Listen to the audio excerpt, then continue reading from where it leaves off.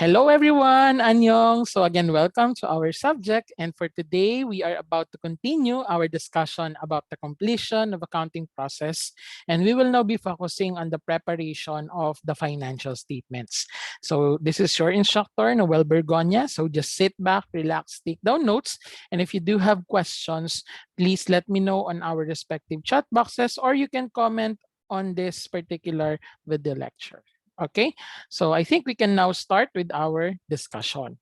So magbalik tanaw lang muna tayo, no? In our previous discussions, if you have remembered, we have started now with the analyzing business transactions. We have journalized and posted those analyzed transactions. Then we have prepared the trial balance. After that, no, in our previous video lecture, we have actually discussed the preparation naman po ng worksheet, no, which is a working paper used by the accountants, but this is not a formal record. And we have mentioned that this worksheet is actually an optional step. Okay, so yun po yung diniscuss natin in our previous video lecture. Okay, so now we will be proceeding with step number 6 if we will follow the usual accounting process now, which we undertake the optional step. Okay, so we will now prepare the financial statements. Okay, so ito yung focus ng ating video lecture. And okay, let's start with defining first again what is financial statement. Okay, so in our discussion nung tayo po ay nasa module 1 in the introduction to accounting, we have already mentioned that financial statements are the output of our accounting process. And typically, this is the basis of the decision making by the users. But let us formally define financial statements. So financial statements are means by which information accumulated and processed in the financial accounting, so yung mga na-accumulate natin via analyzing, journalizing, and posting, as well as preparing some of the adjustments, are being communicated to the users. And structured financial representation of the financial position and performance of our entity. Okay, so again, just like we have mentioned a while ago, these financial statements are being used to communicate whatever financial information that we have accumulated throughout an accounting period to our users. Okay, so this particular financial statement is actually considered as general purpose financial statements. So bakit kaya siya general purpose financial statements? Because these are financial statements that have been prepared for the use of those who are not in the position to require an entity to prepare a report tailored to their particular needs. So kaya po siya general purpose kasi kung maaalala po ninyo that I have mentioned in module number 1, these financial statements are actually one set lang. Okay, so kung ano po yung naging result ng ating operations, kung ano po yung isang set na ipe-prepare ng ating company, yun lang po talaga yung set of financial statements. By the way, later on the succeeding slides, we will be mentioning ano ba yung mga complete set ulit ng ating financial statement. So it's general purpose, So the purpose is to help all of the users. So isipin niyo isang financial statement or set of financial statements that will be used by iba-iba or various users. Kaya siya naging general purpose. We will not prepare here in the financial accounting a specific purpose financial reports. Kasi pag specific po, it is more on just tailoring the financial statement into one specific user. And we are not doing that actually, except for those who are in the management wherein whatever specific needs, okay, na financial information, they can do so. But hindi na po siya covered nitong financial accounting. It's more on yung minention natin before na management or managerial accounting. Okay, so going back, our financial statements are general purpose financial statements. And again, these are the outputs of our accounting process. Okay? So yan po ulit yung ating definition ng financial statements. So again, pag may questions, just please let me know lang po. Now, with this particular definition, ano po ba yung purpose ng financial statements? So, let me get the purpose of the financial statements in accordance with the International Accounting Standard number 1, which is the International Accounting Standard no, for the presentation of financial statements. Okay, so even though you are here in ABM, no, so I'm introducing you this particular standard, pero actually this is a long standard if you will read this, and there are more other technicalities that we will not cover here. So pang college na, no, I'm just getting some information that would be relevant at your stage. Okay, and we will get the purpose of the financial statement no in paragraph number 9. So ang sabi po sa paragraph number 9, the purpose of financial statement is to provide information, okay, specifically financial information about the financial position. Okay, so saan natin makikita yan? Later, we will see that in what we so-called statement of financial position. Financial performance. So we can see that in our statement of comprehensive income or our income statement, no? And also the cash flow. So we have the statement of cash flows, okay, which will get the information about the cash flows of entity, okay, that will be useful to a wide range of users in making economic decisions, no? So again, nakaangkla ito doon sa ating definition din ng accounting way back module 1 that accounting is using no financial information to help those users, no, whether internal or external users, in making economic decisions. Okay, so yan po yung pinaka-main purpose ng financial statement in accordance with IAS number 1, paragraph number 9. Okay? So next on our discussion is yung binanggit ko kanina na complete set of financial statements. Okay, so in the same standard, no, International Accounting Standard number 1, paragraph number 10, no. So these are the complete set of financial statements, no. Ito po yung nagko-comprise. We will be discussing for today some of them, no, but some may be discussed in our other video lecture as well as hindi po siya scope dito ngayon, so maybe in your college, no. So I have listed here all of the composition of the set of financial statements in accordance with IAS number 1, paragraph 10. So let's start with the statement of financial position as at the end of the period. So remember kanina in our purpose, no, so we provide information about the financial position. So dito natin siya makikita sa statement of financial position or previously known as balance sheet. Pero still, ginagamit pa rin po yung pangalan na balance sheet, no, or statement of financial position as formally described in IAS number 1. Then another would be statement of profit or loss and other comprehensive income for the period. So ito rin po yung tinatawag natin na statement of comprehensive income, or even kung wala namang other comprehensive income, then it would be the income statement or the statement of profit or loss. Pero based on the standard, ito po yung title, no? Statement of profit or loss and other comprehensive income for the period.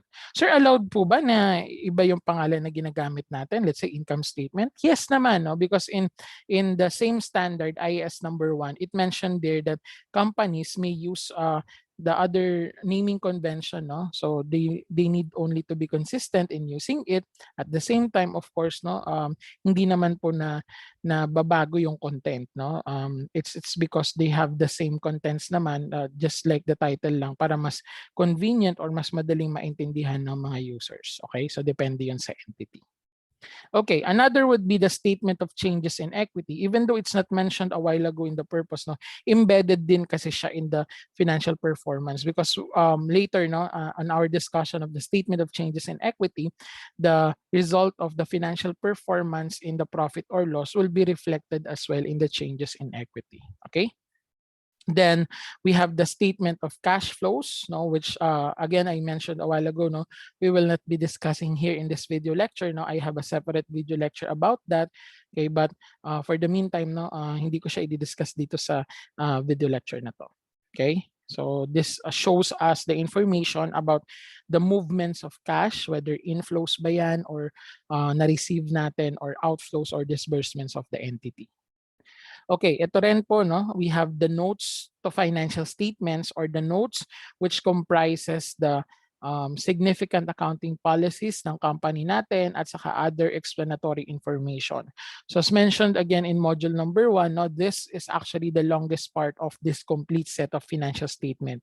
Kasi pwedeng itong mga naunang mga described financial statements are actually mga tigwa 1 page lang yan, but for the notes, since it comprise all of the explanations, no, about what is inside this other financial statements, okay, dito po naka-explain. Kaya medyo mahaba-haba or makapal-kapal po yan. Okay? But don't worry class, no, we will not complete naman yung notes, no, since pag kinumpleto kasi natin yung notes, you need to describe or discuss as well yung other accounting standards kasi we need to put that as well as accounting policy. So we will be mentioning some notes maybe in our other discussions, no, but not all of what will be included in the notes will be explained to you here in this particular video lecture or in the other video lecture sa senior high school. Okay? Then lastly, no, ito hindi po natin to i-discuss talaga kasi you need advanced knowledge about other standards about this, no. So statement of financial position pa rin as at the beginning of the preceding period when the entity applies an accounting policy retrospectively or make retrospective restatement of items in the financial statement or when it reclassifies items in the financial statement. Ano daw? Okay, hindi. So this is actually a statement of financial position then, just like the first bullet. However, no, when there is a change in accounting policy, so baka may polisiya yung company o kaya naman baka nagkaroon ng errors in the previous years, no, which we need to correct it and we need to prepare the balance sheet or statement of financial position as at the beginning of the preceding period. Okay? Because of those retrospective. Pag sinabi mong retrospective, babalikan mo parang from the beginning. Okay? From when this particular error occurs or even from the start of the business, no, when you apply the old accounting policy that you are now changing. Okay? So again, do not worry about this last bullet. We will not be discussing it kasi medyo maraming technicalities pa lang yan. So I would just want to introduce lang sa inyo that these are the complete set of financial statements. Okay? And please take note as well, no, even though they have different names, okay, and we have actually parang 6 items in the complete set. Okay, in accordance with paragraph number 11 of IAS number 1, please take note of this class, no? An entity shall present with equal prominence all the financial statements. I put an emphasis on equal prominence, which means that kahit itong iba't ibang financial statements na to na nabanggit natin sa complete set, no, they are actually of equal prominence or pantay-pantay lang po sila, no? So walang mas importante sa kanila because all of them, no, ay importante. Ay sana all. Joke lang. No, pero ayun, all of them are important. So we need to prepare them as much as possible, no? Of course, except itong last bullet since this would only appear if there would be change in accounting policy or some sort of errors or reclassification. Pero all of them are of equal prominence. Tandaan mo yan ha, walang mas importante. Lahat importante. Okay? So that's the complete set of financial statements. All right. So tapos na tayo dun sa introduction about this financial statements. Okay, so what we will be doing right now is to proceed with the preparation of the financial statements, which are specifically the income statement, no, balance sheet at saka statement of changes in equity. So yun yung magiging content dito ng ating discussion. Kasi yung statement of cash flows, it will be discussed on a separate video lecture. Okay. So let's start with our first one, no, income statement. So kanina, in the complete set of financial statements natin, it is entitled Statement of Profit or Loss and Other Comprehensive Income for the Period, or we would use here, no, in our discussion, income statement. Okay, hindi natin gagamit yung statement of comprehensive income because we haven't discussed yet any other comprehensive income items. So para hindi kayo malito, no, we will just be using throughout our discussion, okay, this semester income statement na lang muna. Okay. So para saan ba tong income statement na to? So again, this may be referred to as the profit or loss statement, okay, or statement of income. Now, it is a formal financial statement which shows the financial performance of the entity. So pag sinabi natin performance, this relates to, of course, the net income or net loss, no? Kumikita ba tayo or hindi? Okay, and you can found there the income and expense elements. Okay, 'di ba may lima tayong elements. The asset, liabilities, and capital will be shown later in the other financial statement, but the income and expense elements can be found here in the income statement, okay, of an entity for a given period of time. So please take note ha, given period of time lang. So let's say for example, you are given 1 year, no, in the preparation of income statement, then this is only related to the 1 year period. Okay, kasi mamaya in um, our other financial statement, meron din tayong limitation as to the time. Okay, so medyo magkakaiba sila. So dito sa income statement, given period of time po tayo.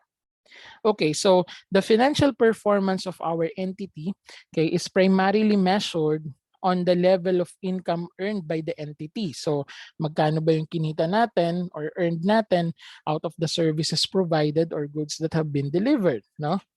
Through effective and efficient utilization of our resources. And this income statement will also be part of the statement of comprehensive income. Pag diniscuss ito sa college class, no, if you have already the other comprehensive income item, so parang ganito kasi magiging itsura niya. The income statement or the profit or loss statement plus the other comprehensive income items, that would be your total comprehensive income. And the total comprehensive income is what we see in the statement of comprehensive income. So bakit po allowed na income statement lang po yung ating gagamitin ngayon? It's because una sa lahat class, we are only nasa ano pa lang, sole proprietorship. Okay, and also we haven't discussed anything yet about other comprehensive income. Kaya allowed muna tayo that we will use the income statement. Pero again, if you have other comprehensive income items in the future, then you will be including that to get the total comprehensive income. Okay, so I have a detailed discussion about this income statement and the other technicalities on it, no, sa isang video lecture which we will be using in FABM part 2 naman. Okay? So that's the theories, no, about the income statement. So again, to summarize, no, our income statement is used to show the financial performance of our company as of a given, or I mean for a given period of time. Okay. So let's integrate, no, yung ating ginawa doon sa previous video lecture na worksheet. Kasi sabi natin, kaya tayo nag-prepare ng worksheet, it's because we will be using that to prepare the financial statements. Tama ba? Okay, so I have just captured, no, the Butter Legal Services, no, na income statement part dun sa worksheet that we have discussed in our previous video lecture.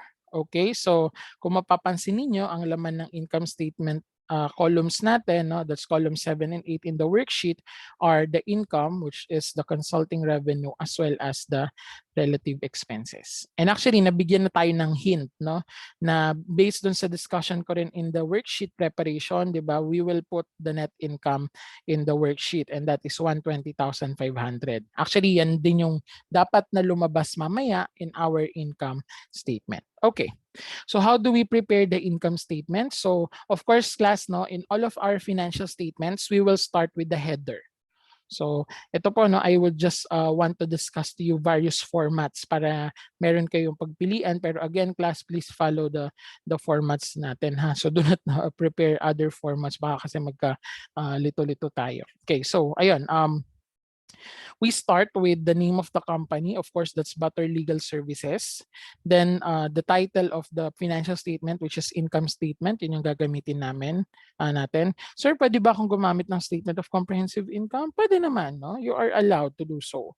Pero ayun nga, kapag ganun kasi yung title, we will be expecting na dapat may other comprehensive income items, pero wala naman. No? Profit or loss statement, pwede rin. Okay? Sir, kailangan naka-bold po ba? I mean, naka Yeah, naka-bold po ba yung name ng company? Actually, kung kayo ay magsusulat, hindi niyo mabobold, no? Pero dito kasi sa aking computerized version, I just bold it to put an emphasis. Pero again, no need for you to double stroke it, no? The usual writing process din ninyo. Again, ingat kayo sa spelling ng company. Okay, and then ito, no? Kanina, in our date, we have mentioned that it is for a given period of time. So we need to put for the year ended December 31, 2020. Kung naalala ninyo, Butter Legal Services na worksheet natin is good until December 31 lang, no? At year end po 'yon. So, year end natin nilagay for the year ended. Pero kung ang process ninyo ay monthly, 'di ba? Quarterly or semi-annual, so hindi po 'yun year ended ha. So kung halimbawa monthly, so month ended, okay? Kung quarterly, quarter ended. So depende 'yun dun sa sasagutan ninyong problem, okay? Or ginagawa ninyong set of financial statement kung anong date, okay? And then ito, no, in this first example, no, nilagyan ko siya ng in Philippine peso after the date, no. This is for the denomination. Pag nilagyan mo na nitong words na in Philippine peso, no need mo nang lagyan ng peso sign doon sa loob ng financial statement mismo. Kasi dito pa lang, sinasabi na lahat ng amounts na makikita ninyo below would be already in Philippine peso. Okay? Kaya ako present ito dito. Sir, pwede po bang wala niyan? Yes. Now, mamaya in the succeeding slide, I will be showing you as well other formats of the income statement that we can use. Okay? So ayan, this is the complete set of header. Again, just to remind you, you have the name of the company. Please check the spelling. Then income statement, the name of the financial statement or statement of profit or loss and other acceptable terms that we have used a while ago. Then the date, no, the particular date natin for the year ended December 31, 2020. And if you want to put these words na in Philippine peso, you can do so, no, which denotes that the amounts are already in Philippine peso. Okay? So after that header, no, pwede kayong mag-leave ng space, no? As much as possible, you leave space, one or two rows, no, dun sa inyong pagsusulatan ng writing paper. And then the first part of your income statement should show the income. Okay, so for Butter Legal Services, we have only one income account, which is your consulting revenue na 390,000. So, ayan, 390,000 consulting revenues. Wala nang peso sign ha, kasi meron na siya ulit ditong denomination in Philippine peso. Okay, so since wala naman tayong other income accounts na na-given, no, so hindi nyo na kailangan i-total yan. Nag-iisa, hayaan nyo na lang siya mag-isa. I have put here the title na income, no, just in case then na maraming income accounts na ilalagay. Okay, and also I have a format in my module ha na binigay sa inyo, so you can use that as well. And then after that, no, you are going to write naman expenses.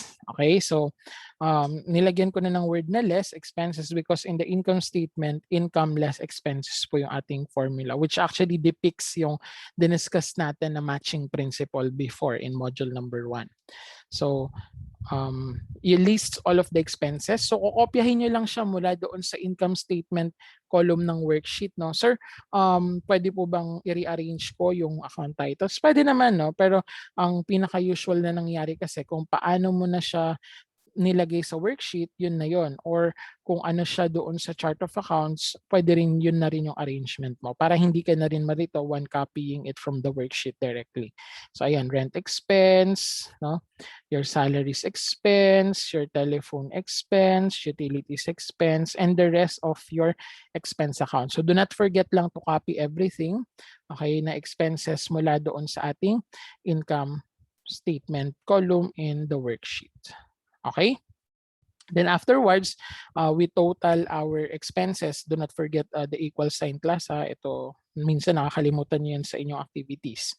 So ayan, we have the total expenses. No? Inad ko lang lahat ng expenses from rent expense up to insurance. So the total expenses is 269,500. So kung mapapansin niyo parang nag-two column siya, pero sir, kailangan ba namin maglagay ng debit or credit? Wala maglalagay ng ganyan class. In the financial statement, we will not see any debit and credit. Okay, so walang maglalagay ng debit and credit. Tapos, I have just prepared it na 2 columns lang para at least medyo maayos siyang tignan. Okay, so after that, parang lalabas income na 390 less the expenses 269,500. So, as you all know in the worksheet, we have a net income of 120,500. Okay? So, sir, kailangan talaga equal yung nasa worksheet at saka yung nasa income statement dapat, no? So pag magkaiba sila, naku, may mali ka either in the worksheet or in the income statement. So you double check on that one. Okay? So ayan po, no? So do not forget class to double rule, ha? Double rule. Ayan, malilimutan nyo naman, and use ruler or any other um, ruler type na mga items, no, to double rule. Okay? Or to create the lines. Okay, so that's how we prepare it, the header, then the income items muna or revenue items, and then the expenses po natin. Okay? Then that would be our net income. Okay, so since the worksheet na prepare natin for Butter Legal Services has net income, then net income yung nakalagay. Sir, possible po ba na may net loss? Yes, nagkakaroon lang po ng net loss class kapag yung ating expenses, no, yung total expenses ay mas malaki kaysa sa income. So dito kasi sa sample natin, mas malaki yung income kaysa sa expense, kaya net income. Pero pag nagkataon na the company results into a net loss, na lugi sila, then wala tayong problema. Ilalagay mo dito net loss and then the amount. Okay? Sir, may question na ako. I put here already the word na less. Do I need to put a parenthesis pa dito sa total expenses? Ang sagot po, hindi na, class. Huwag niyo nang ulitin, no? Kasi parang anong tawag dito, magne-negative effect tayo eh. So as much as possible, class, whenever you put the word less, that already means that that amount will be deducted from the other. So income less expenses, so yung total expense na yan ay ibabawas mula sa income. So I will not expect you to put parenthesis anymore, no, para hindi kayo ma-confuse. Okay?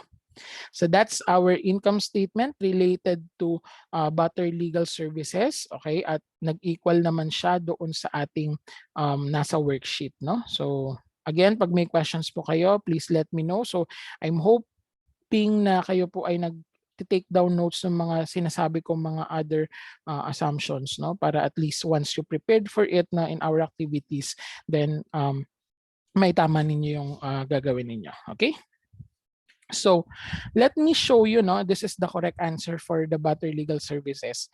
But let me just show you other formats as well, no, that you can use in preparation of the income statement. Okay, so here are some other samples. So kung napansin niyo, no, ito naman po is for Dynamite Legal Services. Still the header is there, no? Pero hindi ko na siya nilagyan nung in Philippine peso. Okay, bakit? Kasi inside the income statement naman, meron akong peso sign.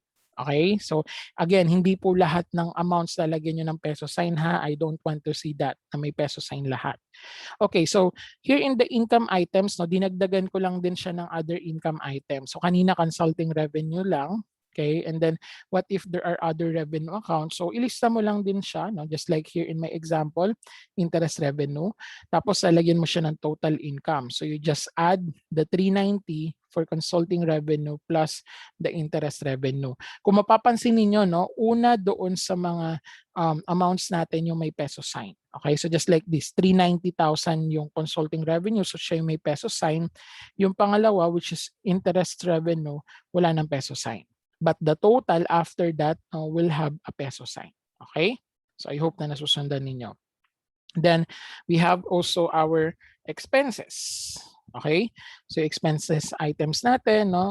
We have created again another column for it. Do not write debit and credit class, no? So ayan, may peso sign lang yung pinakaunang amount, which is the rent expense. And then sa total expense na 269,500, hindi na ako naglagay ng peso sign. Why? Because yung ating pagkukumparahan na total income ay may peso sign. Okay, so hindi kailangan dalawa yung laman na peso sign. Okay, so enough na yung total income, then sa total expenses wala na. And then our net income will now become 140,500, and yun, may peso sign din po siya. So this is another format if you want to prepare just like this format, the income statement. Okay? So may word ulit na less ha, kaya hindi natin nilagyan ng parenthesis sign ito. And then another format, okay, so ito na po yung last format ko. Meron pa ako dun sa ating module, no? So you can refer to that na rin. Okay, so kung mapapansin niyo yung first two na example ng ating income statements, no, nakagitna. Please take note ha, igitna ninyo. Ayoko sana nung lumilipad na naman na header. So yung first two, okay, they are at the center of the paper where you're going to write the income statement. Pag computerized version kasi ang daling i-edit lang nun eh. Pero pag you're going to write it for our activities, please class, make it center kung isa-center ninyo. Or dito po, no, you can also left justified. Okay, so ito ni-left justified ko po, no. Same pa rin yung header, the name of the company, income statement, and our specific day, or I mean particular date, no? So for the year ended. And then do not forget to leave spaces. So parang hawig siya nito nandito sa left side natin, no? So may dalawang uri ng income. And then aside from the header na ni-leftmost natin, ang pagbabago talaga dito sa last example ko is tinanggal ko yung word na less. Okay? So pwede pala yun. Huwag mo nang lagyan ng word na less yung expenses. So just write expenses. Pero do not forget that in the total expenses, lalagyan mo na siya ng parenthesis. Okay? So kaya total income is 410 minus 269,500. So ganun po yun, no? Isa lang ang gamitin natin class. Do not word double yung less tapos lalagyan mo pa ng parenthesis, no? So napakapangit na nun for me but in some books kasi they are doing that, no? They are doing that. It's okay lang naman, no, na gamitin yun. So you can use that, but again for my class, no, I'm just posing an emphasis na para at least mas malinaw sa atin, no? If you use the word less, actually ang rule pa nga dyan, yung paggamit ng word na less is only for two items, no? Pag halimbawa income less expense. Pag meron ng pangatlong item pa na you're going to add or minus, wag mo nang gamitin yung word na less. You use parenthesis na lang to deduct. Okay? So ayun, going back, no, so naka-parenthesis, then we have our net income. Again, do not forget to double rule your final answer. Okay? So that's our income statement. So I hope na nabigyan ko kayo ng various scenarios, how you will prepare for it. So again, pag may mga questions kayo specifically sa mga formats, just please let me know. Okay? Sir, pag ginamit ba namin yung notebook namin na may money columns, can we put the amounts in the money columns properly? Yes, no? So actually, I would appreciate if you will use those money columns para at least hanay na hanay yung mga ano natin, mga values po natin. Okay? So pwede nyo gamitin yon na nakahanay. Sir, pwede ko bang hindi gamitin? Suggestion ko kung gagamit ka ng notebook mo na ginagamit mo rin sa class natin, then please, no, use the money columns na. Pero pag ka yellow paper or what, ang ensure mo na lang para magandang tignan is i-align mo sila. Okay? Ito class, isipin nyo to, no? Kung kayo yung users ng financial information, gusto nyo ba makakita ng unpresentable na financial statement? Of course, hindi. So, ilagay niyo yung sarili niyo pag gumagawa kayo ng financial statement, is it already worth looking for? No? At maganda ba siya? Presentable ba siya sa eyes ng isang user? Okay? So, all right. So, that's the income statement. Typically, yan po yung pinakaunang piniprepare na set of financial statement, no? Once natapos ka doon sa worksheet. Okay, so again, if you do have questions, just please let me know lang po on our respective chat boxes, or you can comment in this comment portion of this video lecture. Okay. So after nyong mag-prepare ng income statement, no, we will prepare the capital statement naman. Okay, so this is now our second financial statement. Kanina, the income statement is used to show the performance of the company, but the capital statement, also known as statement of owner's equity or statement of changes in owner's equity or statement of changes in capital, no, similar lang sila, is a financial statement which is used to summarize, no, the transactions affecting the owner's capital account balance. Okay, so lahat kaya nga siya changes in equity, it's because we will be showing ano ba yung mga naging changes na affecting our capital. Okay, so this information no could be found from the balance sheet column of the worksheet. Okay, so pwede nating doon kunin yon. And also, we can integrate na rin yung ating ginawang income statement in the previous slide. Okay, so this particular financial statement will show the beginning capital, no? So kung ikaw po ay matagal nang nag-ooperate, no, na business, of course, the ending balance last year, halimbawa 2020, no, yung ending balance na is December 31. So yun po yung magiging beginning balance mo sa 2021, which will be starting January 1, di ba? So, yun yung beginning balance. Eh, sir, paano kung kabubukas pa lang ng business? So, kung kabubukas pa lang ng business ngayong taon, then wala pa siyang beginning capital.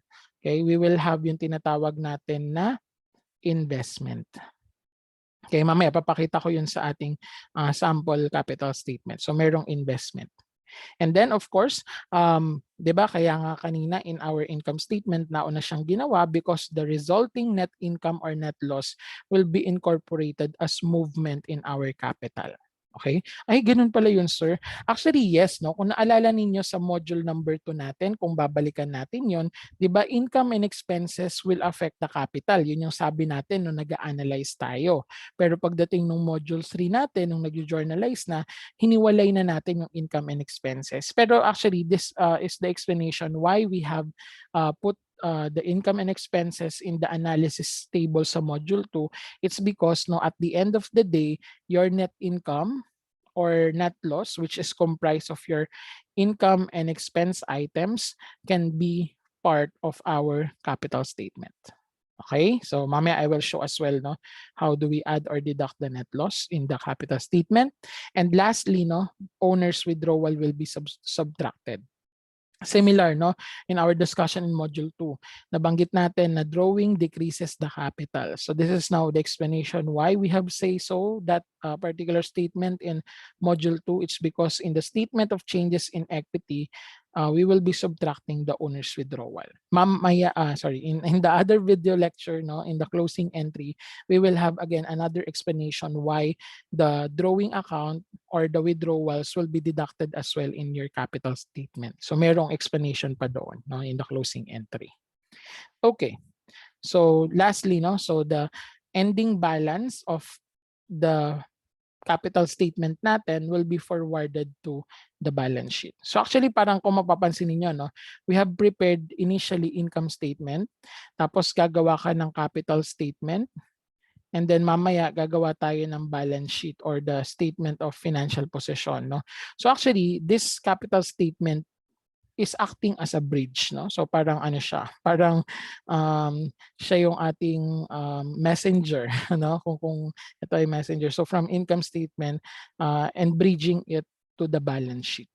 Okay? So ayun.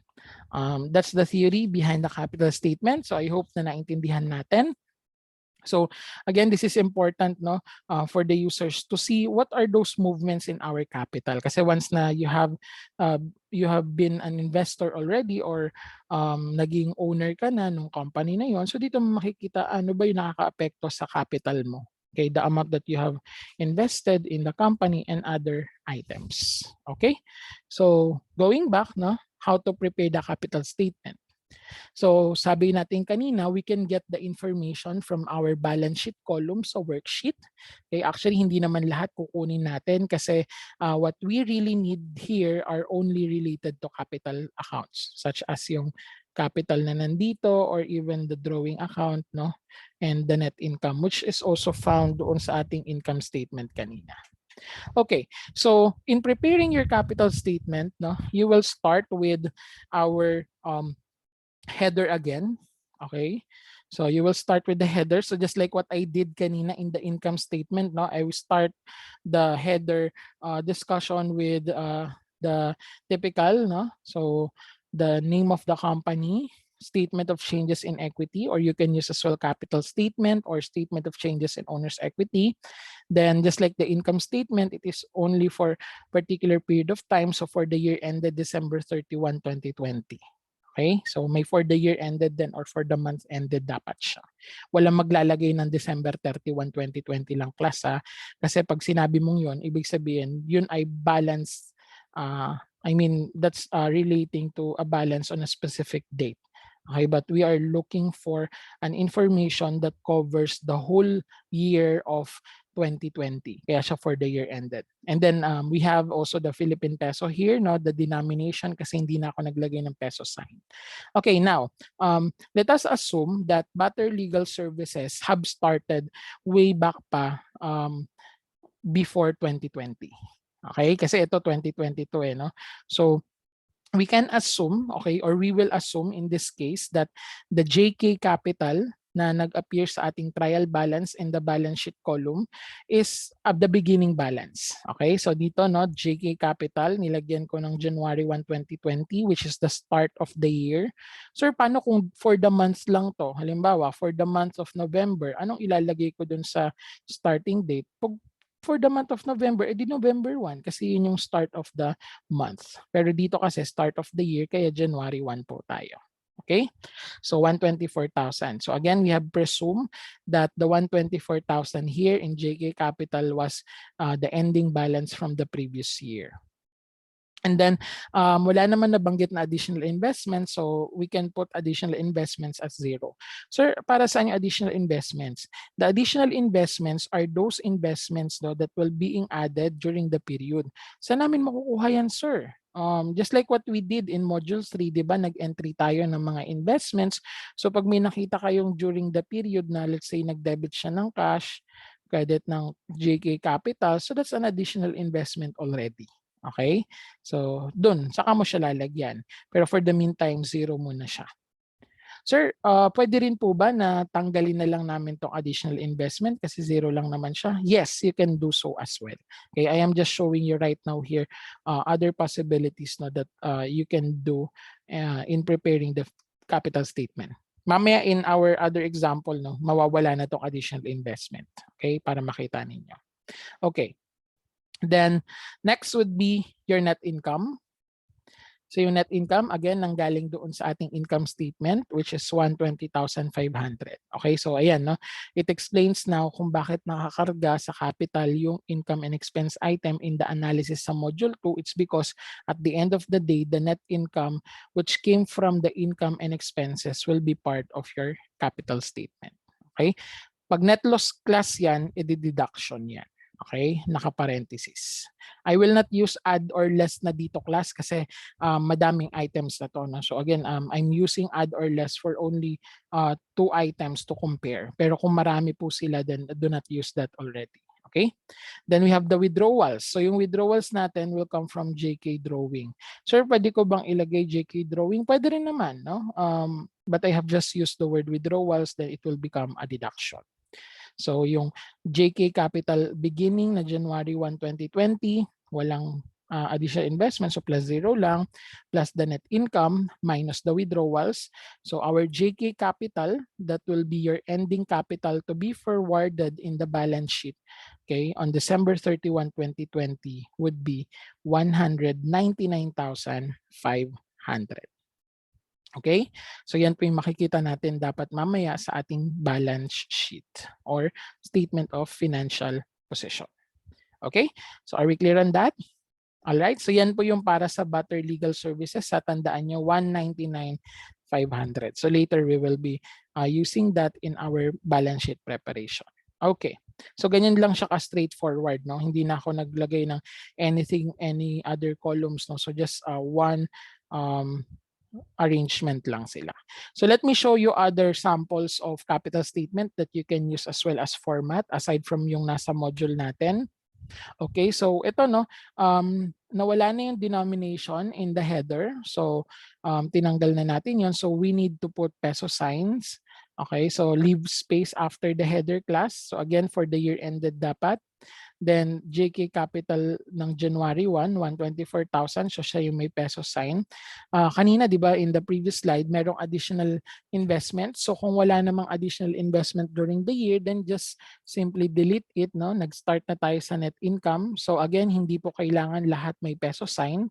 Then deduct the withdrawals or the drawing. So still, the JK Capital on December 31, 2020 is 199,500. So una dulo lang po yung may peso sign. Huwag lalagyan lahat. Okay, and do not forget class, double ruling. No? Because we don't just rule, we double rule. Okay? And then, ito rin, no, yung equal sign. Do not forget this as well. Okay, itong line after, 45,000. Okay. So that's another format.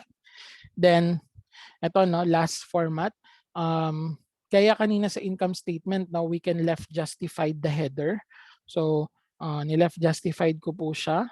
Okay, you can use this as well. Hindi ko nilagyan ng denomination, but you can do so. Pero pag nilagyan ninyo ng denomination, ayan, kulang dito. No? So, wag nyo nang lalagyan ng peso sign. I mean dito, pag nilagyan nyo na in Philippine peso, wag nyo nang lalagyan ng peso sign. Okay. So, going back, no? Ayan, so we have JK Capital, which is the beginning. Okay, and then net loss kung sakaling may net loss, so ayan, minus 50,000, and then we have the withdrawals minus 45,000, kaya yung JK capital natin is 29,000. Okay, are we clear on that? And then last, no, pero hindi ko siya nailagay pala dito, no, just in case na wala kayong beginning capital, no, lalagay nyo lang 0. Okay, tapos syempre pag may additional investment kayo during the year na ginawa, then ilalagay nyo yung additional investment or investment na word. Okay? So ayan. So these are the formats for the capital statement. Again, it bridged the income statement and the balance sheet. But again, the purpose of the capital statement is to show the movement in our capital or owner's equity. Okay, which are comprised of ano yung mga composition, additional investments, net income or net loss, at saka yung ating drawing accounts. Okay? So let's now leave the capital statement. So I hope na nasusundan pa rin ninyo. Again, pag may questions, just please let me know on our respective chat boxes. Okay? So this is now our last part of the discussion, no? For this video lecture. We will have the statement of financial position, or also known as the balance sheet. Okay, so this financial statement will provide us information about the entity's resources, or dito natin makikita yung element na assets. Then we have also the claims against those resources or liabilities. So that's the obligations, utang. And then other remaining claims accruing to the owners naman. So that's owner's equity or capital as of the end of the period. So remember class, no, yung owner's equity dito should come from the statement of changes in owner's equity kanina in the previous slide. Okay? So we have two forms, no, of financial statement of financial position. Okay, so we have number 1, yung account form. So yung account form, no, this will show the balance sheet na parang T account. So mamaya makikita ninyo yan, parang T account siya with the assets on the left side. Okay, so dito. And then we have the liabilities and capital on the right side. Okay, so that's the account form. Then we have also the report form where the balance sheet will be presented on the assets sa taas, and then sa baba naman the liabilities and capital. So either of the two, you are not required to do both. Either of the two can be kumbaga used to prepare. So that's what I am going to show you on the succeeding slides. Okay, so again, statement of financial position will give us the information about the resources, the obligations or liabilities, and the claims of the owners or the owner's equity. Okay, so yan po yung ating introduction for the statement of financial position. And now, no, in preparing our balance sheet or statement of financial position, based on the worksheet, di ba, meron tayong columns 9 and 10, which contains the assets, liabilities, as well as the capital items. Pero manggagaling na dapat yun sa ating statement of changes in owner's equity. So what we're going to do first, no, to prepare the statement of financial position is the header. So name of the company, statement of financial position or balance sheet. And then ito class ha, tandaan nyo to. Wag nyo kakalimutan ito.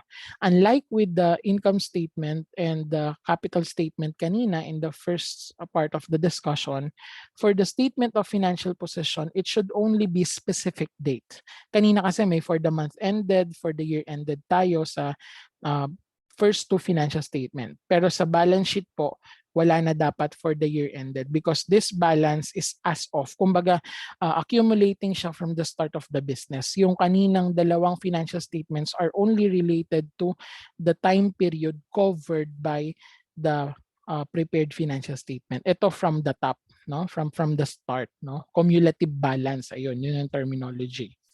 And then, wala akong makikita na for the year ended or for the month ended dito. If you want, again, to not to put or write the peso sign inside the balance sheet, so lagyan nyo na lang ng in Philippine peso as denomination. So, allowed naman yan. So, leave a space after the header. Okay, so unahin natin yung mga assets. Okay, please take note class ha, this is just a general format that I am discussing to you. Pagdating natin sa specific discussion sa FABM Part 2, meron pa kasing partitions, current or non-current. So kung magtataka kayo bakit meron nun sa mga ibang nababasa ninyo, we will discuss that in FABM Part 2. And actually, I have already the video lecture in my YouTube channel, so you can watch there na yun in advance. Okay, pero again, for the meantime, we will just be using the general format na wala pa namang specific classifications. Okay? So we have the assets lang. So based doon sa ating chart of accounts or arrangement sa account titles natin in the worksheet, no, you can prepare the asset portion. So kunin mo yung cash, okay? Then office supplies, your prepaid insurance, office equipment. Do not forget class ha, yung contra account natin. Diba? In the adjusting entry discussion, accumulated depreciation is a contra asset account. So kung makikita ninyo, yung office equipment natin is 150,000. So nandito siya sa taas ng worksheet. And then we have the related accumulated depreciation na ginamit natin sa adjusting entry. So minus 30,000. Okay? So parenthesis na lang. You can use the word less, walang parenthesis. Pero ayan, gayahin nyo na lang tong format para hindi kayo malito.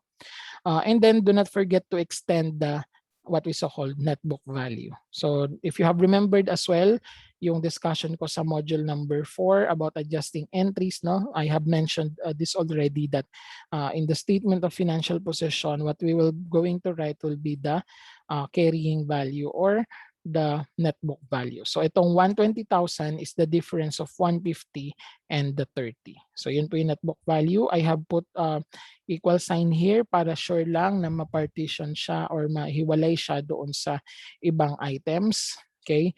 Then we have the next property, plant and equipment, which is computer equipment. So ayan, 60,000. Then yung contra account niya, which is accumulated depreciation CE, minus 10,000. So same with what we have done with the office equipment, extend as well the net book value na 50,000. So may equal sign siya. Tignan nyo na lang equal sign class kung paano siya nakalagay. Wag kukulang, wag sosobra sa gagawin ninyong activity sa klase. Okay? So ayan, no? Sir, pwede ba mawala na yung 120 at saka yung 50,000?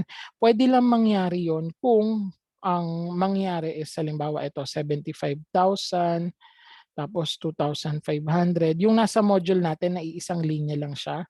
11,000 tapos 150,000 minus 30,000. Ayan, mawawala lang yung 120,000 if dire-diretso isang assume parang isang column lang siya. Okay? Then 60,000 at saka minus 100,000. Sir, pwede namin gamitin yon. Yes, you can do so. No? Basta wag ninyong baguhin yung format. Kung ano yung nakikita ninyo doon sa module at saka itong dinidiscuss ko na naririnig ninyo, then please follow it. Okay? Para hindi tayo magka-problema sa format natin. Okay, but there are also other formats that will be introduced sa iyo, pero ayun nga po, no, for consistency lang sa klase natin, we will use those formats that I have discussed. Okay? So ayan. So you will have the total assets. Okay, so dito muna tayo sa format na ito kasi I will show you as well other format later sa succeeding slide. Okay, so now no, ayan, may total assets tayo 258,500. Again, do not forget to double rule. Okay, double rule. Since this is actually parang report form, itong unang example na to, we will put the liabilities and capital below. Okay, so first are the liability accounts. So you have the accounts payable, your notes payable, at saka yung salaries payable based on the adjustment. So we have the total liabilities na 59,000. And then your JK capital is 199,500. Sir, nasa worksheet 124. Kaya nga 'di ba kanina in the capital statement nabanggit ko na yun ay kung magkano yung nasa capital statement, which is 199,500, yun po yung ilalagay sa balance sheet. Di ba? Kasi bridge siya ng income statement and balance sheet yung capital statement. So ayun, no? Itong 199,500, again, nanggaling siya sa statement of changes in equity or capital statement po natin. Okay?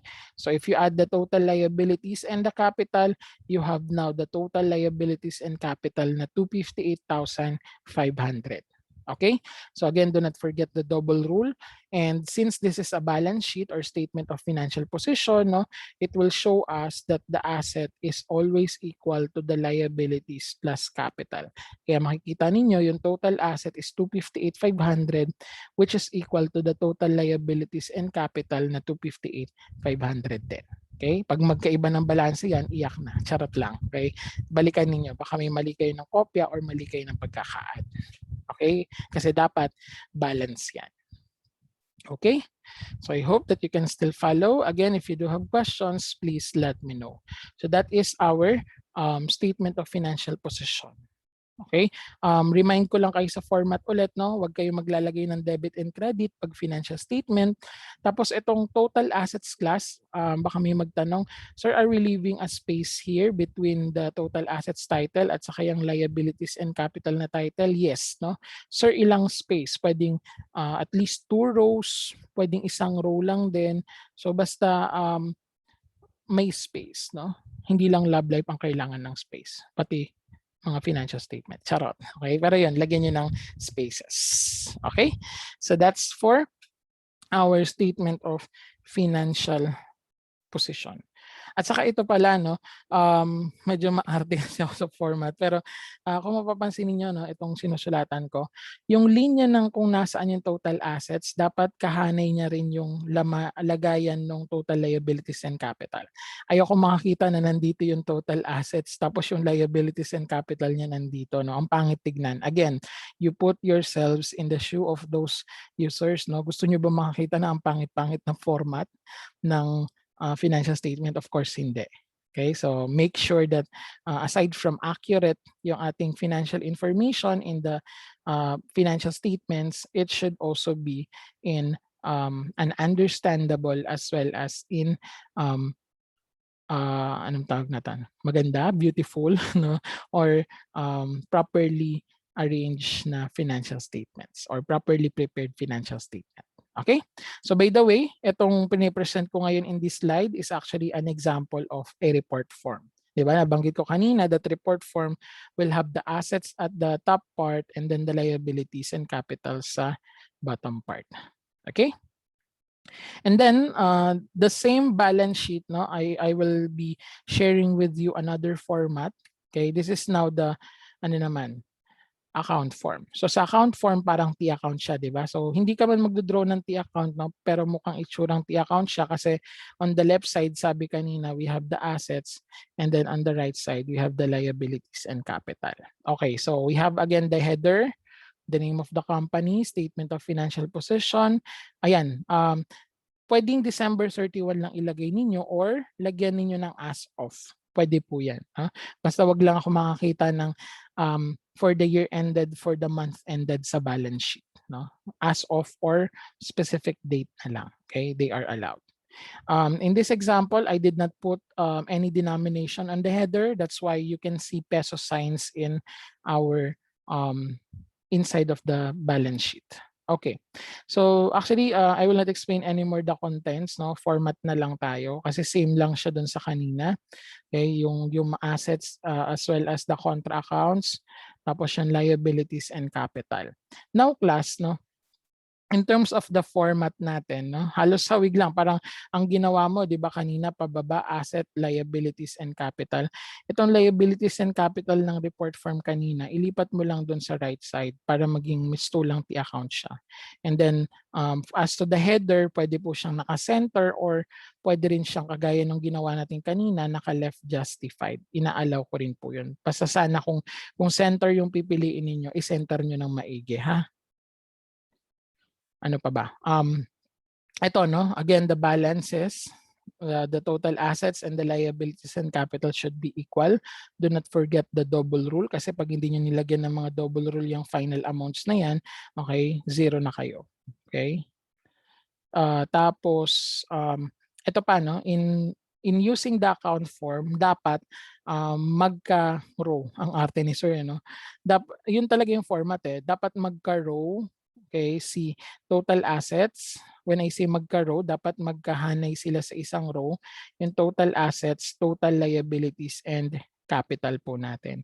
Hindi pwede na nandito yung total assets tapos yung liabilities and capital mo nandito sa side na to. Kaya kung mapapansin niyo no, in between the total liabilities at saka JK capital, medyo mas malaki yung space kasi hinabol po natin yung ating total assets presentation. Okay? So ganun din yung gawin niyo no para at least magpantay sila.